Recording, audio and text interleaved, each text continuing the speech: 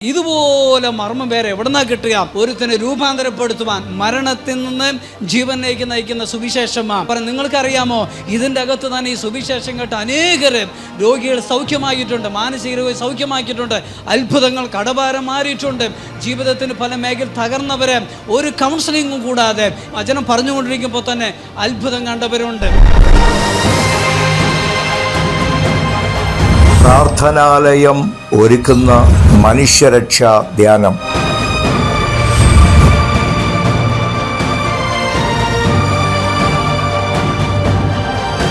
ഇനി ജീവിക്കണ്ട എന്ന് തീരുമാനിച്ചൊരു വ്യക്തിയാണ്. പക്ഷേ ഇപ്പോൾ ഇവിടെ ഈ ധ്യാനത്തിന് വന്നപ്പോൾ ദൈവം എന്നിൽ പ്രവർത്തിക്കാൻ തുടങ്ങി.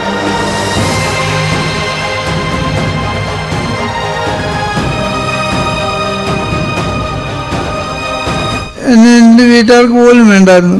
എല്ലാവരും ക്ഷമിക്കാൻ പഠിച്ചു. അടുത്ത ധ്യാനം ഓഗസ്റ്റ് 4 മുതൽ 9 വരെ.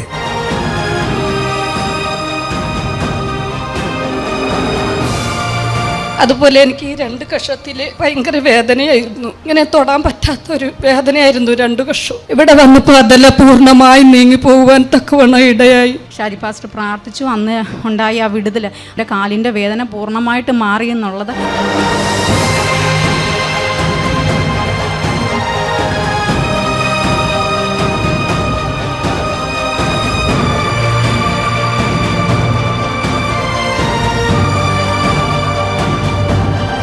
ഞാൻ പല പ്രാവശ്യവും മരിക്കാനായിട്ട് ആഗ്രഹിച്ച ഇവിടുത്തെ വചനം കേട്ടപ്പം എന്താ ഇതുവരെ ഞാൻ അനുഭവിക്കാത്ത ഒരു അനുഭവം എനിക്ക് കിട്ടി.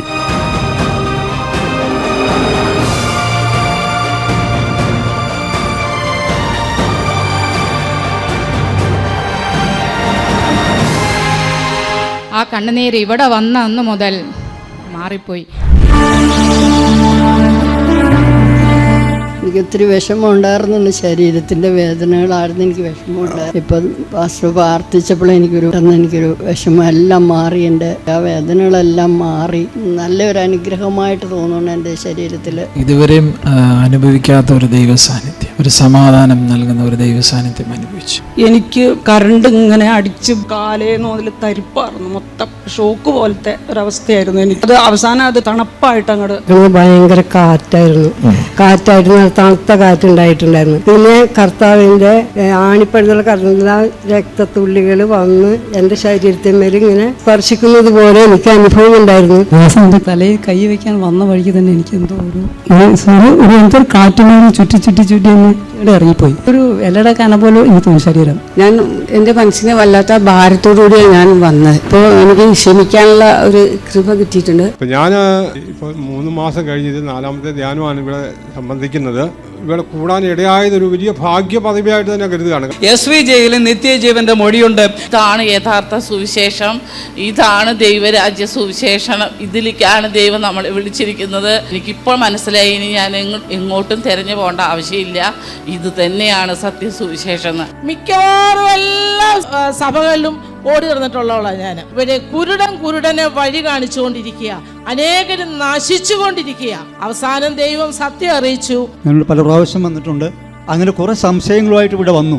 പക്ഷെ ഇപ്പോൾ പറയാനുള്ളത്, ഈ അവസാന കാലത്തെങ്കിലും സത്യം അറിയുവാനിടയായി.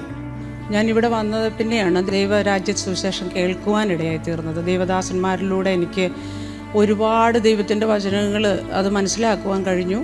എന്നെ ഓരോ വചനങ്ങളും വ്യക്തമായിട്ട് എനിക്ക് മനസ്സിലാക്കി തന്നു. പിന്നെ ഞാൻ എന്തോരം നന്ദി പറഞ്ഞു കഴിഞ്ഞാലും എനിക്ക് മതി വരാത്തൊരു സ്നേഹവും സന്തോഷവും ഞാൻ തറച്ചു പറയണം. എൻ്റെ അപ്പൻ എനിക്ക് കിട്ടി. ഇനി എനിക്ക് എൻ്റെ പ്രാണം പോയാലും എൻ്റെ അപ്പൻ എന്നെ കരുതിക്കൊള്ളുന്ന പോലെ ഞാൻ ഈ പോകണത്. ഈ അവസരം നഷ്ടമാക്കരുത്.